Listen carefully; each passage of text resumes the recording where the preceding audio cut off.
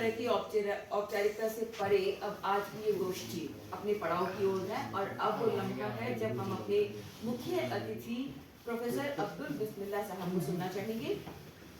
प्रसिद्ध रचनाकार प्रोफेसर अब्दुल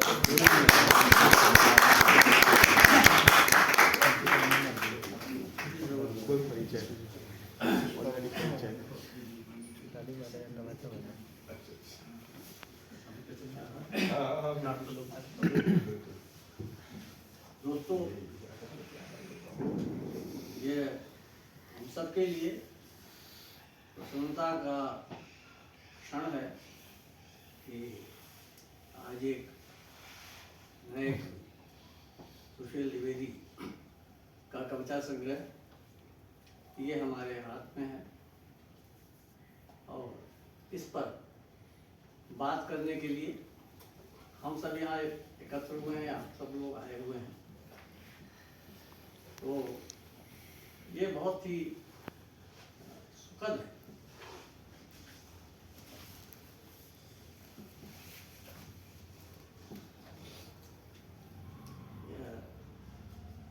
सुशील द्विवेदी का जो संग्रह है डायरी का पहला वर्क, इसमें संग्रहित कविताओं के बारे में यहाँ विभिन्न जो वक्तागण हैं इन्होंने बहुत ही गंभीरता के साथ और कहीं कहीं बहुत ही सूक्ष्म ढंग से इन कविताओं का विश्लेषण यहाँ प्रस्तुत किया है और जाहिर है कि इन कविताओं पर बहुत विचार किया होगा, वक्ताओं ने सोचा होगा।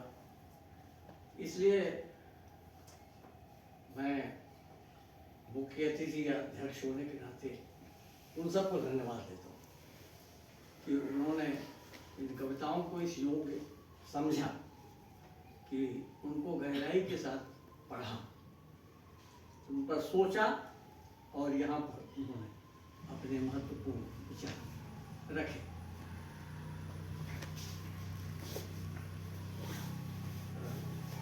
जैसा कि चंदेव जी ने बताया कि वो पढ़ चुके हैं इन कविताओं को पहले, मैं भी पढ़ चुका हूँ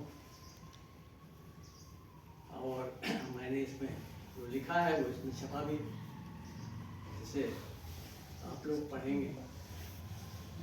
तो इन कविताओं पर जो मुझे कहना था वो तो मैंने लिख दिया है, और मैं बोल दूंगा तो आप जो लिखा था वो तो बता ही दिया इन्होंने, अब क्यों खरीदे? मैं चाहूँगा आप खरीदे पढ़े। लेकिन फिर भी कुछ बातें, मैं कई बातें सोचता हूँ अक्सर, खासतौर से जब कोई युवा कवि या नया कवि आता है एक किताब लेकर, तो उस समय मेरे मन में कई प्रकार की बातें आती हैं, क्योंकि हर नए कवि के लिए वह दिन बहुत यादगार दिन होता है जीवन भर के लिए। इसकी पहली किताब लोकार्पित हुई है और अगर वह कविता की है तब तो क्या बात है, वह अविस्मरणीय है, कभी वो भूलने के योग्य नहीं। कभी कभी मैं सोचता हूँ कि सुशील द्विवेदी जैसे कवि के लिए ये बहुत महत्वपूर्ण है, जिसको दूसरे लोग सौभाग्य कहते हैं, मैं महत्वपूर्ण कह रहा हूँ क्योंकि ये सौभाग्य दुर्भाग्य तो कुछ होता है कि इसलिए ये महत्वपूर्ण है कि उनकी कविता पर बात करने के लिए यहाँ उनके गुरु बैठे हुए हैं, जितेंद्र यादव जी, उनके गुरु दिल्ली विश्वविद्यालय के तीन यहाँ प्राध्यापक बैठे हुए हैं, न सिर्फ बैठे हुए हैं, उन्होंने पढ़ा है, विचार किया है, अपने विचार यहाँ रखे हैं। तो ऐसा महत्वपूर्ण अवसर मैं समझता हूँ बहुत कम युवा कवियों के समक्ष आता है। आमतौर पर दोस्त मित्र होते हैं जो सिर्फ प्रशंसा के अंदाज में, वाहवाही के अंदाज में कुछ बोल देते हैं, लेकिन यहाँ तो बाकायदे कविता की गहराई में जाकर उनका विवेचन विश्लेषण हुआ है, किया गया। तो ये बहुत बड़ी बात है और इसका श्रेय सुशील द्विवेदी के व्यक्ति को नहीं है, बल्कि इसका श्रेय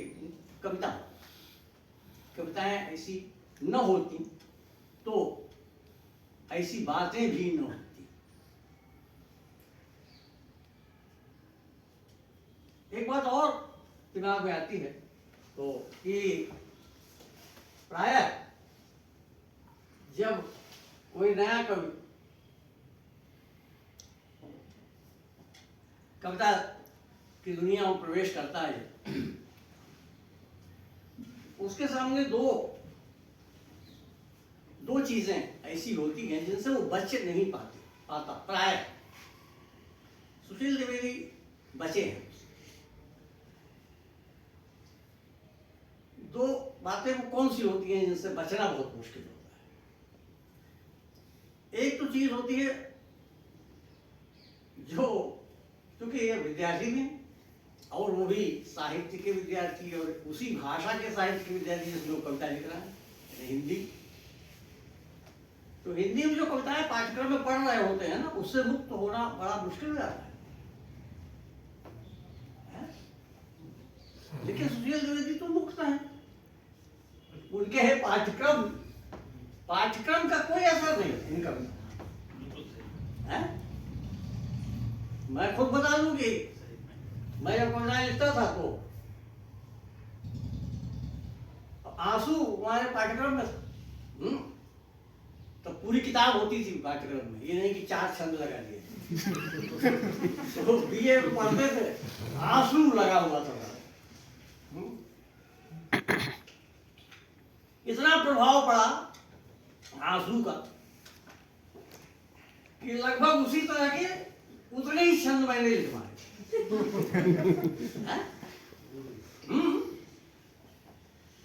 और हद तो ये हो गई कि परीक्षा में वो एक व्याख्या करने की छमाही परीक्षा होती थी उस दौरान, जो कॉलेज लेवल पर ही होती थी, जो अध्यापक पढ़ाते थे वही, पेपर बनाते थे वही, कॉपी जानते थे। तो वो एक आंसू का छंद है कि क्या है कि बांधा रविंद्र को किसने काली जंजीरों, मणि वाले फणियों का मुख क्यों भरा हुआ हीरों से। ये छंद व्याख्या के लिए आ गए, हमने व्याख्या लिख दी। तो बताया थे अध्यापक लोग की व्याख्या जब लिख चुको तो नीचे कुछ विशेष वगैरह हेडिंग डालकर उसको और समझाओ और उससे रिलेटेड, उससे मिलती जुलती कोई चीज हो तो उसको भी लिख दो उसमें, इससे नंबर ज्यादा मिलते हैं। तो हमने इसकी व्याख्या की और नीचे विशेष लिखा, उसमें लिखा कि एक अन्य कवि ने भी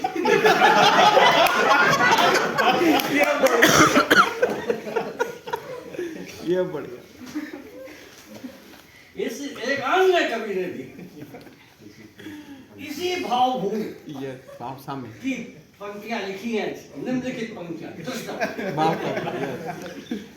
विरुकी सौंदर्य सुधा पर रजनी की घनी अंधेरी, काली घनी घटाओं में भी तारावलियों की ढेरी।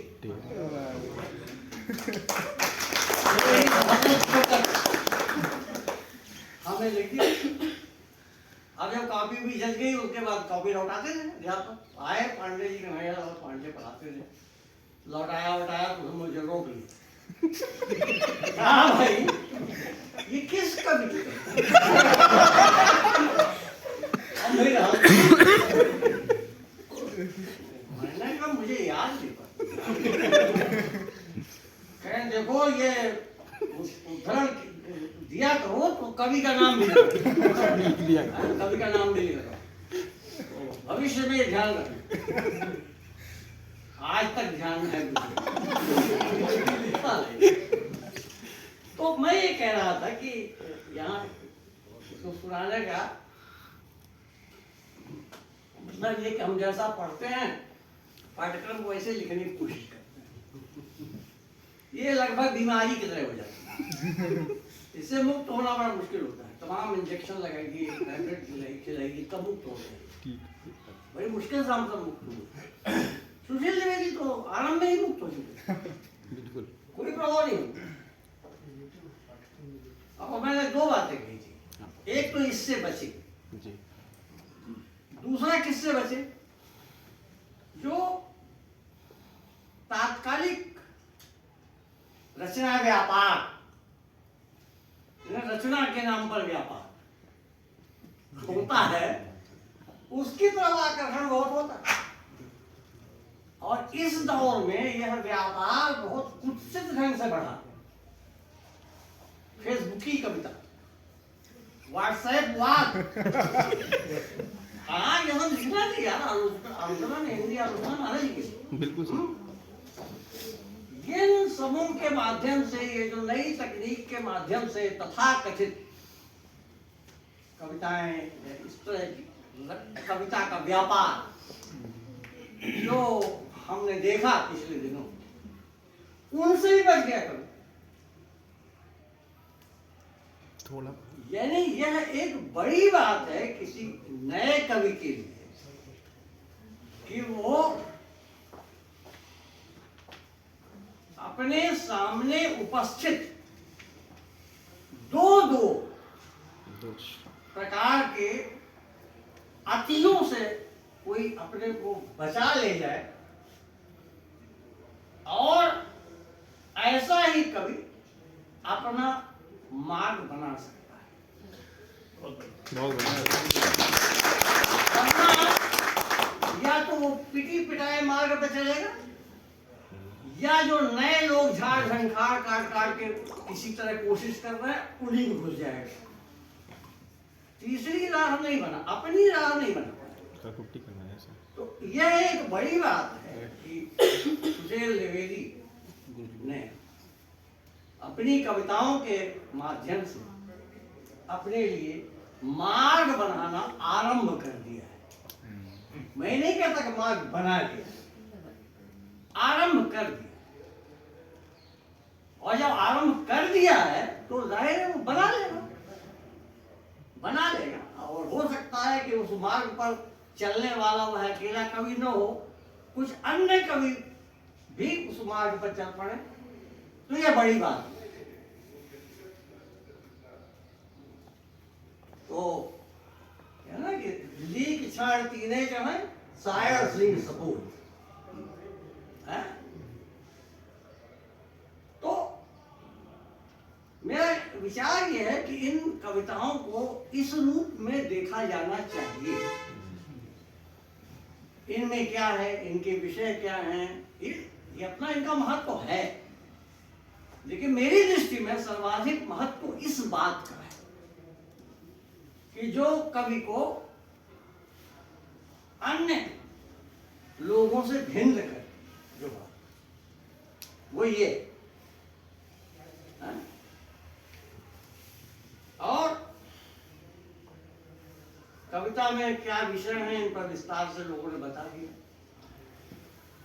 प्रेम भी है, गांव भी है, दिल्ली महानगर भी है, तमाम कुछ है, इतिहास भी है। और एक बड़ी बात जिसकी ओर लोगों ने यहां संकेत किया कि जिस क्षेत्र से वो आ रहे हैं, जो अब नया जिला बन गया कौशाम्बी, वो कौशाम्बी का क्षेत्र का बड़ा सांस्कृतिक और ऐतिहासिक महत्व है। और मैं इन कविताओं को जब पढ़ रहा था तो मैंने ये बात नोट की कि कौशाम्बी की सांस्कृतिक ऐतिहासिक जो महत्ता है, उस महत्ता के कुछ छींटे इन कविताओं पर मुझे नजर आए और ये बहुत सुखद है, सार्थक है। यही छींटे हैं जो कविता के लिए जरूरी है। यहीं से रूप मिलेगा, यहीं से रस मिलेगा, यहीं से गंध मिलेगा और यहीं से स्पर्श, स्पर्श का सुख भी वहीं होगा। ये इस तरह की कविता है। वरना चंदना जैसी कविता या बोझी जो कविता है, नारवा, ये केवल ऊपर ऊपर से दिखने वाले विषय नहीं है। इनके गहरे सांस्कृतिक संदर्भ, ऐतिहासिक संदर्भ, तो उन संदर्भों से ये कविताएं जुड़ी हुई, वो महसूस होती हैं। अगर गहरे में उतरेंगे तो, नहीं उतरेंगे तो शायद नहीं महसूस। हालांकि संयोग से पन्ना खुला हुआ है जो है ना,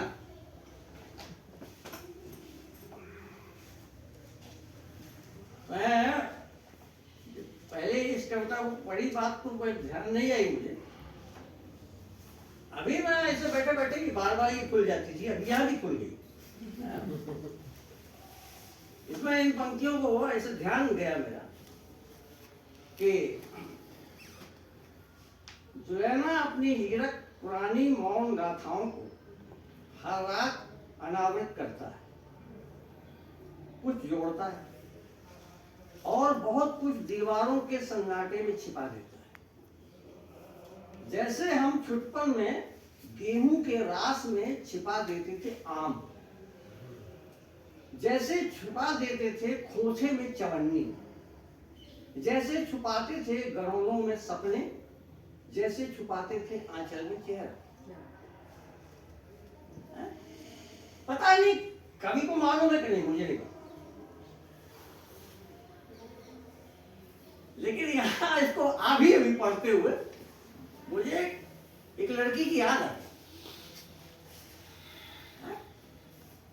लड़की का नाम था जूलिया।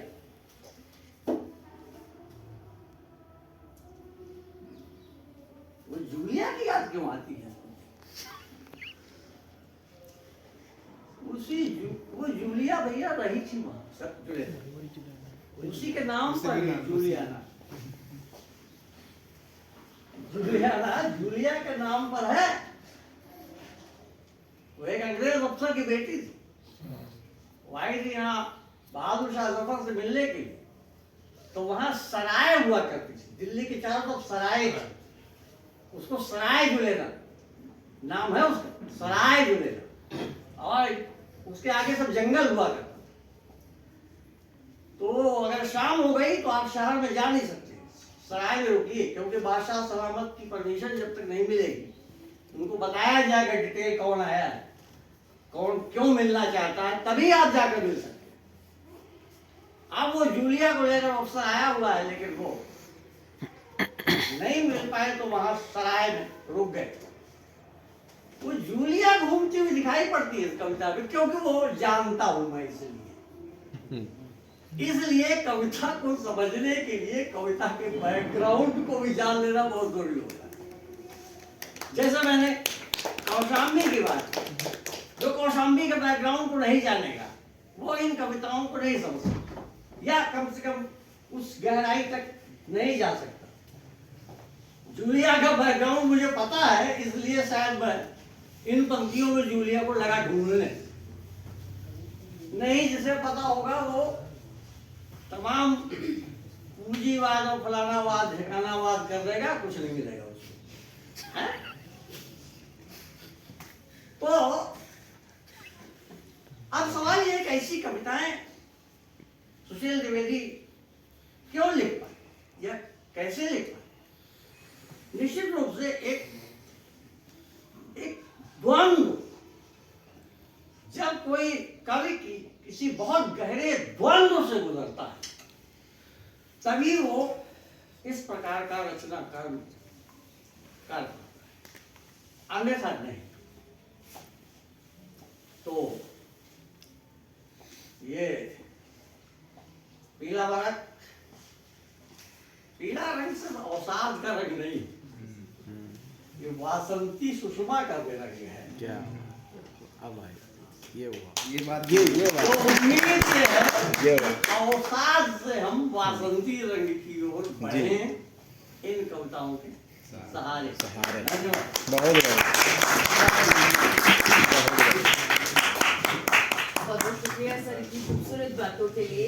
हालांकि ये मौसम तो मुस्कुराहटों का नहीं है, लेकिन वाकई आपने बसंती बयार के साथ इसे मुस्कुराहटों में बदल दिया। और वैसे कहते हैं कि मौसम नहीं है मुस्कुराहटों का, क्या बात। फिर भी मुस्कुराओ। Yes. कि मुस्कुराने से उदास मौसम भी मुस्कुराते हैं। क्या मौसम नहीं है मुस्कुराहटों का, फिर भी मुस्कुराओ कि मुस्कुराने से उदास मौसम भी मुस्कुराते हैं। हालात बन जाते हैं ज़मीं, अश्कों की झड़ी बारिश, फिर इन्हीं में से होकर गुजर कर नई बहारों के पैगाम आते हैं। मौसम नहीं है मुस्कुराहटों का, फिर भी मुस्कुराओ कि क्या बात। मुस्कुराने से उदास मौसम भी मुस्कुराते हैं। क्या बात। तो दोस्तों